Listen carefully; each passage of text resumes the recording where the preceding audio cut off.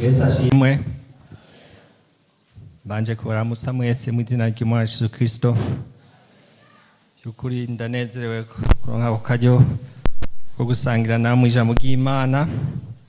Batanzi nitwa Jess Johnson, ndi mu missionnaire akorera mu ishirahamwe ry'amashengero rya Emmanuel mu Burundi. Benshi muranzi, umwe bashane batari banzi. Tudatebeje rero tuzingurure Bibiliya zacu muri gusubira mu vyagezwe igice ca 18 duhere ku murongo wa 15. Gusubira mu vyagezwe igice ca 18 duhere ku murongo wa 15. Mukiharondera nagomba ndabibutse uwitwa Mose umukozi w'Imana niwe tugiye kuvugana ko ijambo ry'uno munsi ryitwa Umuvugishwa ameze nka Mose. Yesu ashimwe cyane. Umuvugishwa ameze nka Mose. Mose vy'ukuri yari udasanzwe. Mbere Bibiliya itubwira mu gitabo cy'ibiharuro yuko yari umugwa neza kurusha abandi bantu bose bo mu isi. Yesu ashimwe cyane. Kandi yari umuvugishwa adasanzwe Imana yahagurukije mu gihe gikwiye. Mose ariko ararangiza ubuzima bwiwe, murazi ko bagire binjira kijya gihugu ubwiwe ntiyacinjiye, ariko yavuze ati rujya runganwe rwa mbere rumwe rwava muri Egiputa ntigwaronse amahigwe rwo kwinjira mu gihugu c'isezerano. Rwarashoboye kuva mu buja muri Egiputa ruyerera mu bugaragwi imyaka 40, none urungano rukurikira ruri ku rubibe rw'igihugu c'isezerano. Niho yavugiye ayo majambo rero.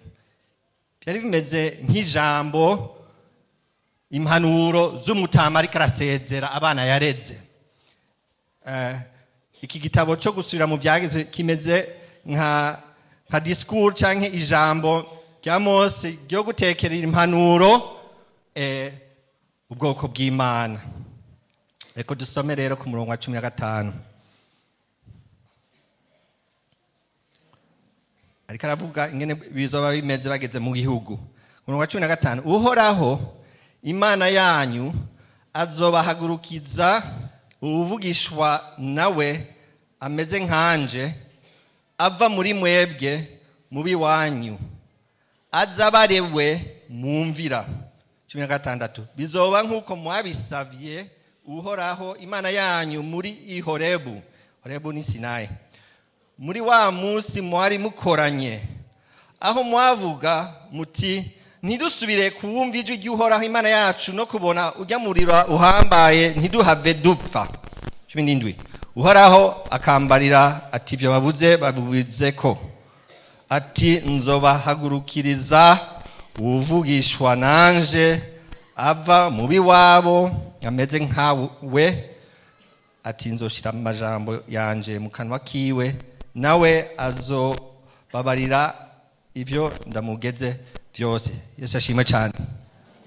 Uwo Mose ati ujya musi harabonetse umuvugishwa. Ujya musi wari uteye ubwoba. Ujya musi bari Abisirayeli bakoranije ku musozi Sinai, bavuze bati bwira Imana ntisubire kuvugana natwe tuwoye gupfa. Ahubwo Mose abari wewe uduga umusozi Imana ikubwira, maze umanuke tubarire ico Imana zoba yavuze. Yesu ashimwe cyane. Ati ariko ibyo byabaye rimwe.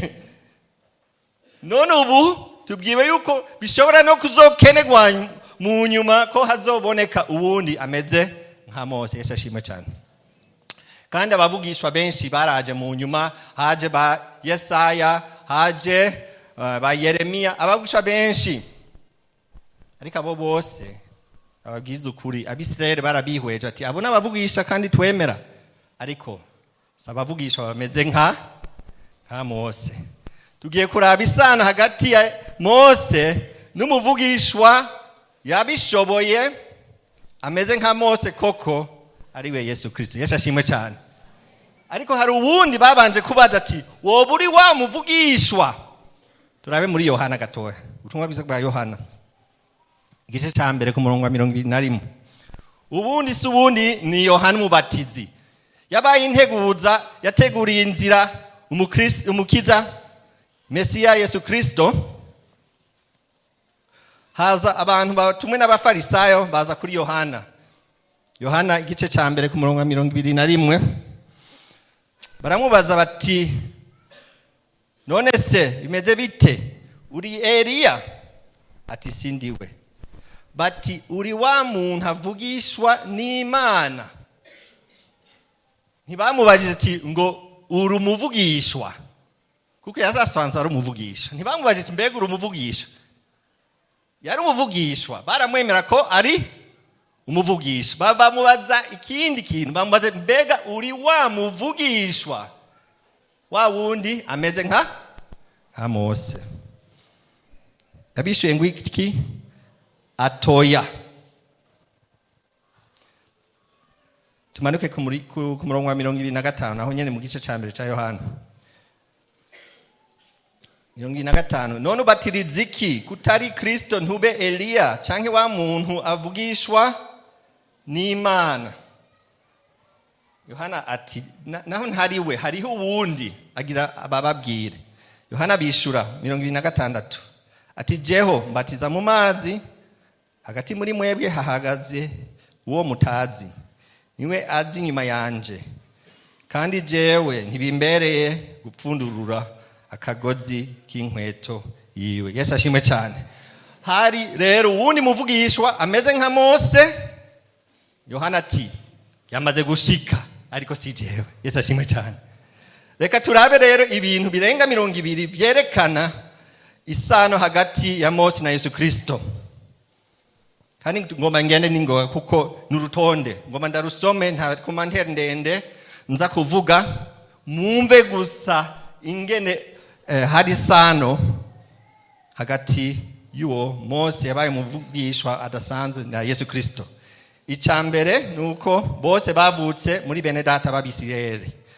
Hariya mu gusubira mu byageze ngo nzobahagurukiriza uvugishwa nanje ava mubi wanyu. Rero Yesu nawe nyene yavutse mu Bisirayeli.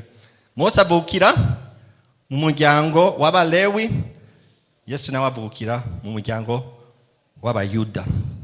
Ikigira kabiri, bose bahagurukijwe n'Imana inyuma y'imyaka 400 y'agacerere. Haraciye mu imyaka 400 yaho umenga Imana yibagiye abantu bayo. Abisirayeli bari mu buja muri Egiputa imyaka 400, baririra Imana ati watwibagiye Mana, ariko Imana irumva amaboroga yabo, ibahagukiriza Mose, irabakura mu buja. Yesu nawe yavutse mu gihe gikwiye nkuko Bibiliya bitubwira, inyuma y'imyaka 400 y'agacerere mu buvugishwa, ahata jambo ry'indemeshanyo baronka, bari bakironka rivuye ku Mana. Aza yitwa jambo ry'Imana, azanira isi yose ijambo ry'ihumure. Yesu ashimwe cyane. Ikigira gatatu, bose bahatswe kwicwa bakiri inzoya. Farao yarondeye kwica abana b'abahungu b'Abisirayeli muri Egiputa, yabona ko bariko baragwira.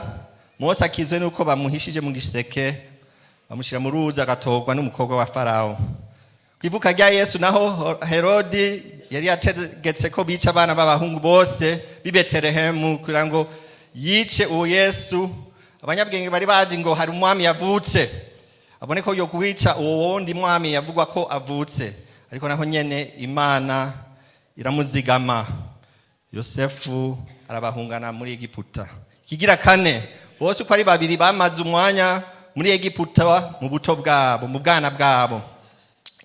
Mose ko ari aho yavukiye akahakurira, Yesu nawe yahakuriye umwanya utari muto, ari abavyeyi biwe ariho bahungiye. Kigira gatanu, bose bari abana b'umwami. Mose yakuriye ibwami afatwa nk'umwana w'umukobwa wa Farawo, mubona ko mu bisanzwe yarameze nk'umwana w'umwami. Yesu nawe ni umwana w'umwami, Imana asumba abandi bami bose. Kigira gatandatu, bose bahevye ubutunzi n'ucubahiro kubw'igihogwa Imana yari yabahaye. Bibiliya itubwira ko Mose yakengereye ubutunzi bwa Egiputa kugira ngo ababarane n'abantu b'Imana. Yesu nawe yahavye icubahiro n'ubwiza bwo mw'ijuru aza ngaha mw'isi. Aca ntiyumviriye uko guringana n'Imana ari ikintu cyo kumirako, ariko yisiga ubusa, yambara ishusho y'umugurano, yambara umubiri, aza ngaha mw'isi kubw'igikorwa cyo kuducungura. Yesu ashimwe cyane. Ikigira indwi, bose bari abungere. Mose yabaye umwungere mu bugaragwa aragirira Yetiro. Yesu nawe ni umwungere mwiza wacu. Kigira munani, bose bahawe igikorwa cyo kurokora abari mu buja. Mose kubari mu buja bo mu buryo bw'umubiri, Yesu kubari baboshwe mu buryo bw'impwemu. Yesu ashimwe cyane. Kigira 9, bose babanje kwankwa nabiwabo.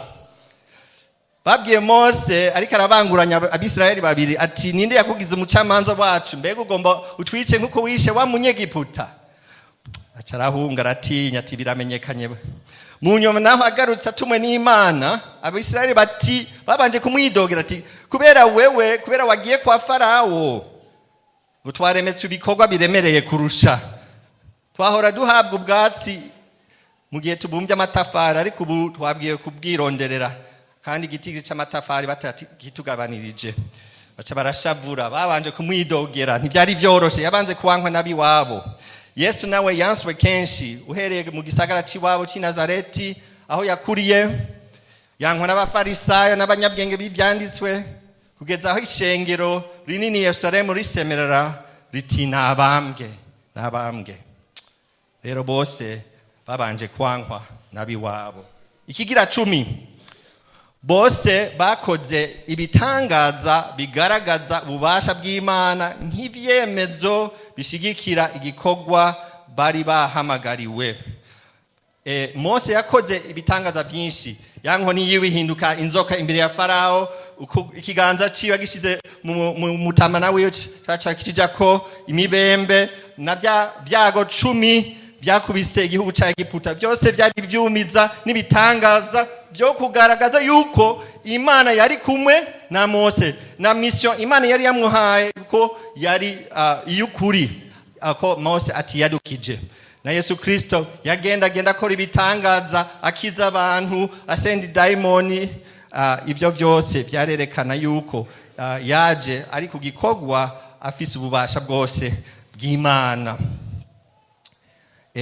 Ikigira 11, bose babaye inyanduruko y'agakiza ku bari bakeneye agakiza. Mose yabereye Abisirayeli inyanduruko y'agakiza hajya ku kiyaga gitukura, bari mu kaga ko kwica mu buryo bw'umubiri, ariko Yesu nawe yabereye isi yose umukiza, adukiza akaga k'urupfu rwa kabiri rw'ibihe bidashira ku musaraba igorogota. Yesu ashimwe cyane. Kigira 12, bose bisonzesheje iminsi 40. Mose yisonzesheje iyo minsi ari ku musozi, ariko arahabwa ivyagezwe vy'Imana. Yesu ashimwe. Kandi baturirimbiye ubunyene le groupe de louange. Imana ibwira Mose ati, duga umusozi ucurigwe amabanga. Yaraduze umusozi amara iminsi 40, yahakuye byinshi, amanuka abwira abantu b'Imana. Yesu nawe yisonjesheje iminsi 40 mu bugaragwa, maze ageragezwa na Satani, hama anesha ivyo bigeragezo. Kigira 13, bose bavuzwe ko amajambo yo kubacyoza n'abavukana nabo,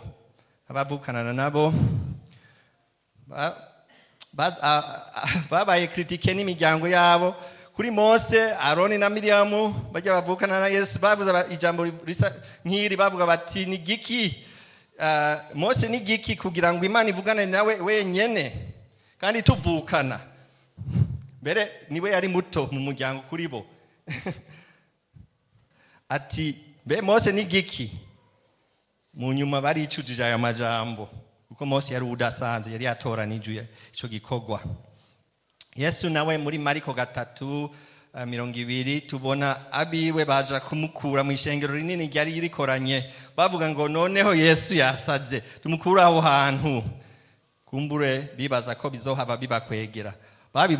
Babivuga beruye bati uwi wacu yasaze tumujane kwa Rujanti. Ikigira 14 bose bahaye ishengero ry'abantu imitsima ivuye mu ijuru canke yabonetse mu buryo bw'igitangaza. Mose yahaye Abisirayeli manu mu bugaragwa. Yabahaye umutsima uva mu ijuru wabonetse mu buryo bw'igitangaza. Yesu nawe yagwijije imitsima ahaza ishengero. Atako arivuga ati ni jewe mutsima ubukuri bamanutse uvuye mu ijuru. Yabahaye ibifungwa by'umubiri ariko yavuze ati na jewe ubwanje ndi imfungurwa zo mu buryo bw'impwemu. Yesu ashimwe cyane. Ikigira 15 bose bahawe ivyagezwe bivuye ku Mana bashikirije abantu. Mose yaduze umusozi azana ivyagezwe by'Imana ku Bisirayeli. Yesu yaduze umusozi yigisha ivyagezwe ariko avyigisha ukundi. Avuga ati mwarumvise ko byahanditswe ngo ntugasambane. Asubira mu vyagezwe vya Mose. Ariko jeho mabwiye nti uravye umugore ukamwifuza mu mutima wawe ubumaze gusambana nawe. Kandi ufashe cyane. Ico ni kindi cyagezwe cha Yesu yongeyeko kuri cha Mose. Acazana ni cyagezwe gishasha ati mbahaye cyagezwe gishasha ni mukundane cyagezwe gishasha. Yesu ashimwe cyane. Bose rero bazanye ivyagezwe bavuga amajambo y'Imana. Higira 16 bose barashimiwe imbere y'Imana, barashimiwe imbere y'abantu n'ijwi ryumvikana ry'Imana. Mose yarashimiwe n'Imana, babona Mose ariko aravugana n'Imana muri Kuvayo 19:9. Imana yavuganye nawe ishengero ryumva. Imana ibwira Mose ati ingoma ndabikore abantu baze bagutinye baze bakubahe babone ko ari je nagutumye. Yesu Kristo nawe aheje kubatizwa na Yohana harumvikanywe ijwi rivuga riti uwo ni wa mwana wanje nkunda akampimbara. Yesu ashimwe cyane. Bose bara shimiwe n'Imana n'ijwi ryumvikana ribashingira intahe.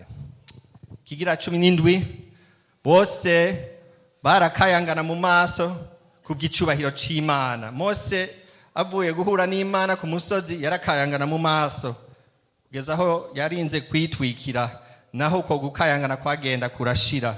Yesu Kristo aduganya abigishwa batatu ku musozi ahinduka imbere y'amaso yabo akayangana abereka icubahiro ciwe. Mose yaritijije icubahiro c'Imana, Yesu ntiyarinze kubwitiza kuko yarabusanganywe bwari buhishijwe mu mubiri gusa. Yesu ashimwe cyane. 18 bose barungitse 12 maze bakoresha 70. Mose yarungitse abatasi 12 baza gutata igihugu. Yesu yatoranije intumwa 12. Mose yatoranije abakuru 70 mu Bisirayeli bomufasha kuganza iryo hanga. Yesu nawe arungika abigishwa 70 ngo bagende babiri bavuga ubutumwa bwiza mu bisagara. Kigira 19 kuri bose imisi 50 inyuma y'amaraso y'incungu asesetse hatanzwe igishobora kurongora ubwoko bw'Imana. Imisi 50 inyuma yo kurekerwa bava mu buja kuri ya maraso y'umuhagazi wa Pasika basiga kubishimangyango hama uburake bw'Imana bukarengana. Inyuma y'ico gikorwa haciyemo iminsi 50 baca bahabwa ivyagezwe bamenya ingene bakwiye kugenda imbere y'Imana. Iminsi 50 inyuma yo kwitanga kwa Yesu Kristo, umuhagaze w'intama w'Imana, uburake bw'Imana burenganye ku bantu bose bogejwe n'amaraso yiwe, abamwizeye bahabwa mpwemu iminsi 50 inyuma y'urupfu rwa Yesu. Uwo mpwemu nawe aturongorera mu rugendo rwo kuja mu ijuru. Higira 20 bose barasabiye abantu ku Mana. Mose yasabiye Abisirayeli ngo Imana ntibarandure inyuma yuko basenga cakigwamana c'imasa. Imana yari yiteguye kurandura ihanga ryose, ati karabaye bamaze kononekara, reka ndabarandure hama wewe Mose ndaguhindura ubundi bwoko ntangure bushasha. Ariko Mose yaciye yigira nk'incungu, ati fumunyicamana, arabasabira ahagara hagati. Na Yesu Kristo niwe adusabira ku Mana nk'umuherezi mukuru wacu. Yesu ashimwe. Cyanyuma bose babaye abashinzi b'amasezerano hagati y'Imana n'abantu. Cyo kirahambaye. Mose yashinze isezerano rya kera rishingiye ku vyagezwe.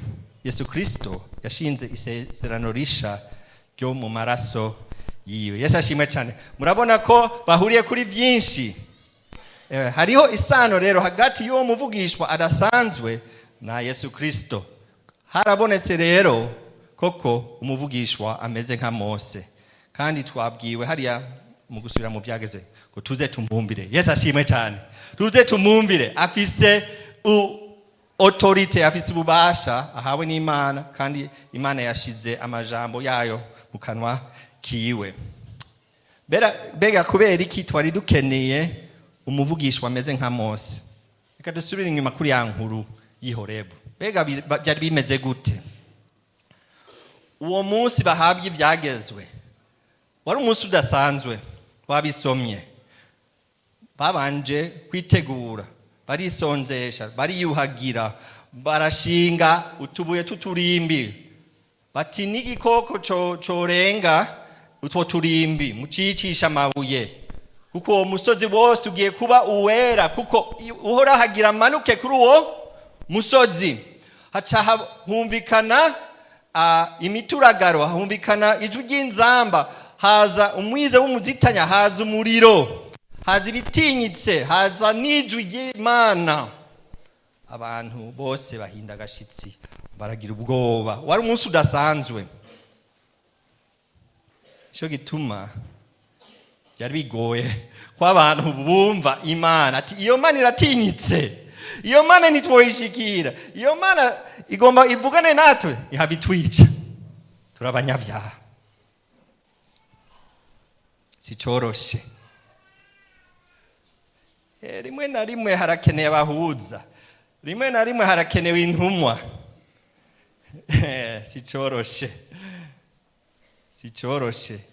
Ati bari we udugaga Mose, nduge hajya muri uwo mwiza, muri uwo muriro. Hako dupfa twese, duga wewe.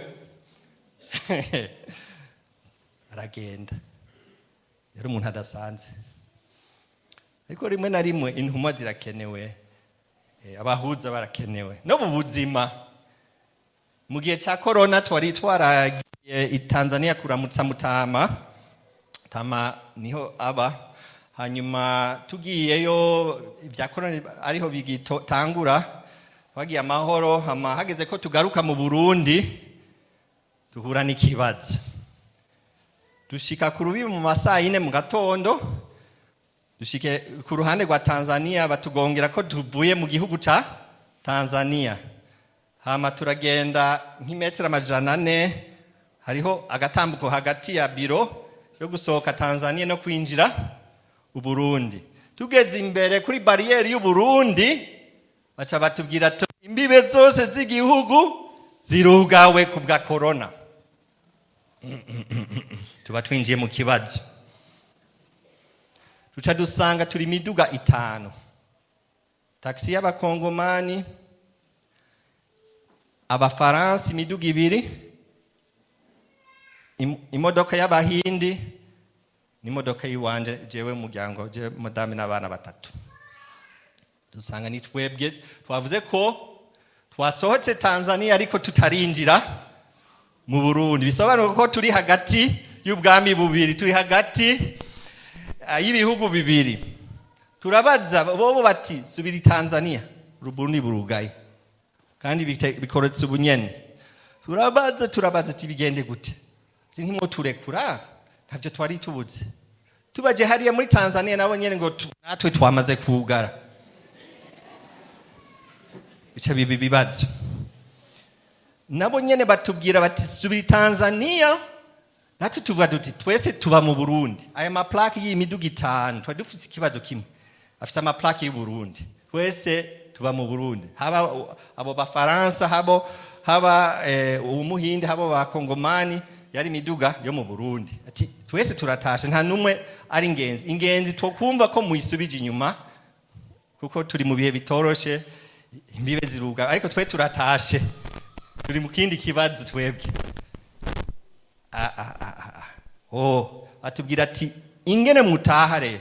Subira Tanzania, izo modoka zanyu mugende imisi 3 mpaka Dar es Salaam, murira indege, muci Nairobi kuko nta vol direct, ico gihe nta vol direct ici Kigoma yari hari. Uci Nairobi hama ugaruke Bujumbura, hama ushitse ku kibuga c'indege baca bakugarana mu hoteli amayinga 2 n'umuryango wawe wose. Imodoka nayo isigara muri Tanzania, ndayisigire nde none Dar es Salaam. Aya mahera ya matike y'indege, aya mahera y'ivyo ya mahoteli.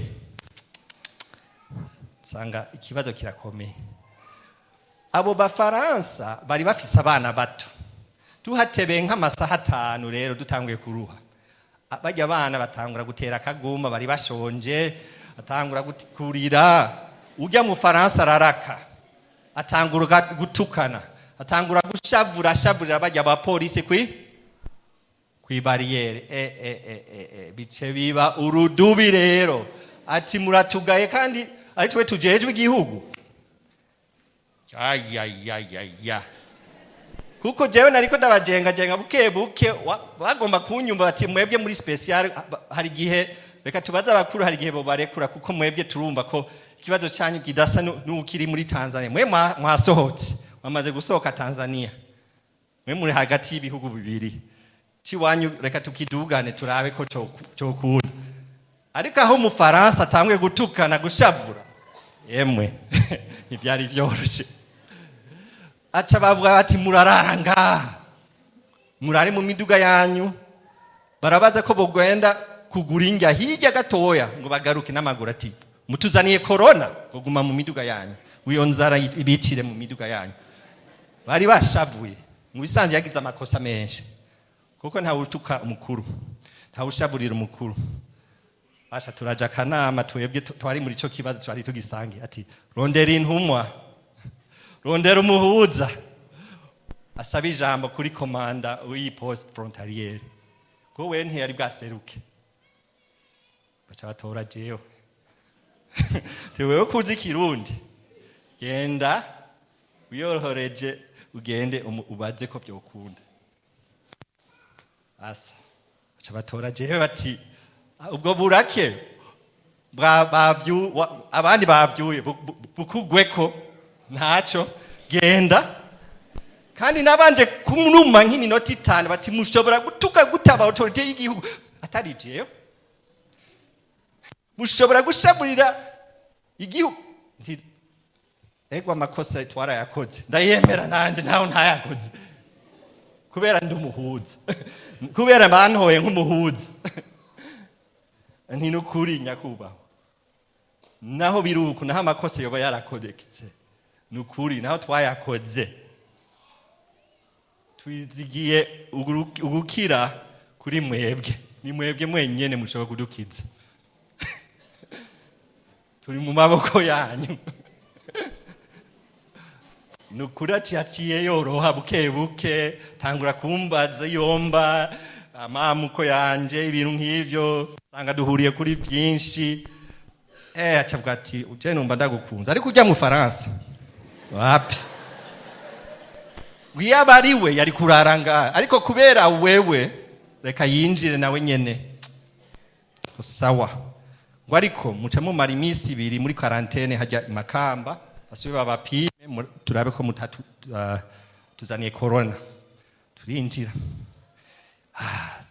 Imana iyo baba yuguruye inzira kuba twaronse ingene turonka umuhuza Yesu ashimwe cyane hari igihe umuhuza akenewe tubishira mu buryo bw'impwemu si Mose gusa isi yose yari ikeneye umuhuza yo duhuza n'Imana nzima twese twari twaracumuye ku Mana nta muntu yari gushobora kwishikana imbere y'Imana gushikana ikibazo cyiwe imbere y'Imana Imana yera ariko Yesu yatubereye umuhuza yatwiyegereje kugira ngo aduhuze niyo Mana yera Yesu ashimwe cyane nico gituma wari dukeneye umuvugishwa ameze nka Mose amen ariko naho yari ameze nka Mose uwo Yesu hari icyo asumbije Mose kandi muri ko murabibona hari ivyo bahurije ko hari isano bafise ariko Yesu arasumba Mose ivyo batandukaniye ko hari ibintu nka 4 ngiye guca ko naho umuntu yotora n'ibindi Mose naho yarahambaye harageza hacumura akora icyo Imana itamugeze atwagwa n'ishavu Imana imubwira ati bwira ico gitandara gitanga amazi avuga ati muriko musaba amazi mwebwe intagondwa mwe reka ndabaha amazi cakubita ca gitandara igitangaza carakoretse amazi yarabonetse ariko Imana iti wakoze icyaha wakoze ico nta kugeze gukora kandi yaragihaniwe kuko kubw'ico cyaha ntiyashoboye gushika mu gihugu c'isezerano ariko Yesu bwiwe nta cyaha yigeze akora kandi yavuye mu ijuru yarasubiye mu ijuru nta cyashoboye kumuzibira nta cyeyi cyamubonetseko nta cyaha na kimwe bigeze bamubonako Yesu ashimwe cyane ariko ndababwire no kuri Mose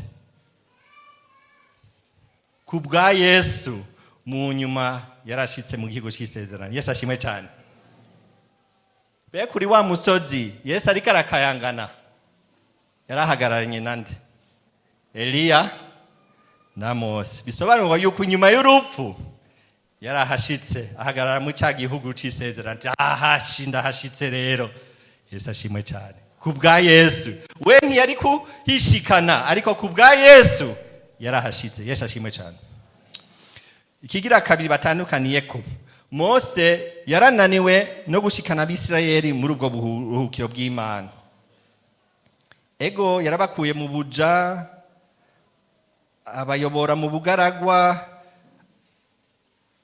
aje imbere yabo nk'umuntu mwiza yabigishije neza ababera akaroro keza ariko ntiyashoboye kubashikana muri ico gihugu c'isezerano ariko Yesu asumba Mose we yarashoboye kudushikana mu ruhukiro bwiza busumbije bw'Imana mbere butari ubwo ngaha mu isi ariko n'uburuhukiro bwo mu mitima kandi yasezeranye abamwizeye bose bwa bugingo budashira no gushika hariya mu gihugu co mw'ijuru nico gituma mu Baheburayo 4 havuga ngo haracariho uburuhukiro bubikiwe abantu b'Imana Yesu ashimwe cyane kigira gatatu batandukaniye ko biciye kuri Mose yazaniye agakiza ihanga rimwe gusa iryo hanga ry'Abisirayeli kandi byari vyiza bari bakeneye umukiza ariko utari umwisirayeli kijya gihe pole kwako Mose ntaco yari kuba akumariye ariko biciye kuri Yesu Kristo Imana yazaniye agakiza amahanga yose yo mu isi kandi agakiza kibihe bidashira amena kigira kane Mose yari umushumba mu rugo rw'Imana ariko Yesu ni umwana w'Imana bwite aganza urugo rw'Imana. Abaheburayo 3:3 havuga ngo kuko yumviriwe ko akwiye guhabwa icubahiro kiruta ca Mose, uko ishimwe ryubatse urugo riruta iry'urugo. 5 n'uwa 6 kandi Mose yayoboka mu rugo rwayo hose nk'umushumba kugira ngo abe icabona cyo gushingira intahe bizovugwa mu hanyuma, ariko Kristo ayoboka nk'umwana atwara urugo rwayo. Umwana aganza urugo arasumba umushumba, cyo gituma Yesu afise ikibanza ca mbere. Reka dukonkluye bene data, dufise umuvugishwa ameze nka Mose ariko aruta Mose. Yesu niwe atwinjiza mu bwami butanyiganyizwa. Tugende hariya mu Baheburayo igice ca 12 duhere ku murongo wa 18. Mose yaduze umusozi unyiganyizwa, Abisirayeli abegereza n'ubwoba bwinshi umusozi unyiganyizwa. Tweho bimeze gute? Abaheburayo 12 ku murongo wa 18 havuga ngo ntimwegereye umusozi wokogwako waka umuriro, kandi ntimwegereye umwiza w'umuzimagiza n'ubumuzitanya n'igihuhuta n'inzambi ivuga n'ijwi ry'amajambo abavyumvise binginga kutabwirwa irindi jambo, kuko batabashije ivyagezwe, ngo naho coba igitungwa gikoze kuri uwo musozi bacishisha amabuye, kandi vyabonetse vyari biteye ubwoba. Vyatumye Mose avuga ati mfise ubwoba cyane, ndahinda agashitsi. Ariko twebwe muri Yesu Kristo turegereye uwundi musozi utanyiganyizwa. Dusome hajya kuri 22 aho nyene mu gice ca 18 gice ca 12 ku murongo wa 22. Ariko mwegereye umusozi Siyoni n'umugwa w'Imana nzima, Yerusalemu ho mw'ijuru, n'ikoraniro rikuru ry'isinzi ry'abamarayika. Yesu atwegereza umusozi utanyiganyizwa, kandi Yesu niwe atwinjiza mu bwami butanyiganyizwa. Dusimbire ku murongo wa 26. Ijwi ryayo ryaranyiganyije isi ico gihe, ariko noneho irasezeranye iti ihasigaye rimwe ngatigitisha si isi gusa ariko n'ijuru naryo. Bene data, ijwi ry'Imana niryo ryanyiganije isi ico gihe i Horebu. Ijwi ry'Imana gusa. Kandi tubwiwe yuko hazogera igihe ijwi ry'Imana risubira kunyiganyiza si isi yose gusa ariko n'ijuru. Uvyumvire, batazi Imana hari umunsi ibiriho vyose bizonyiganyika. Urafise ubuhungiro.